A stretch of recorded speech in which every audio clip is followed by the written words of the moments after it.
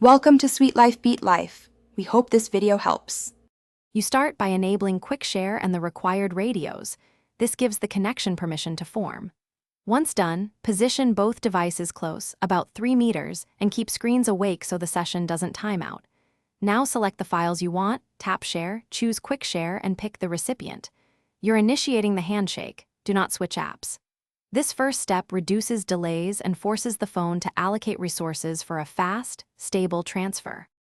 Next, optimize the middle of the process by switching Quick Share to Wi-Fi direct if prompted, because it provides much higher throughput versus Bluetooth.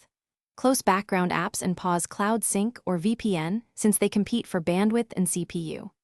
Group files into a few batches, 5 to 10 items, rather than many tiny transfers, which add overhead. Also make sure both devices have power or are plugged in. Thermal throttling can slow transfer rates, so reduce device load while copying. To finish, confirm the transfer reached 100% and verify files opened correctly in the destination folder.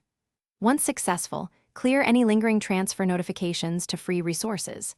If transfers stall or run slow, restart Quick Share and toggle Wi-Fi and Bluetooth. If that fails, reboot both devices. Make sure system updates are installed, since fixes often improve sharing stability. If problems persist, try sending one large test file to isolate which device or network is causing the slowdown. Thanks for watching.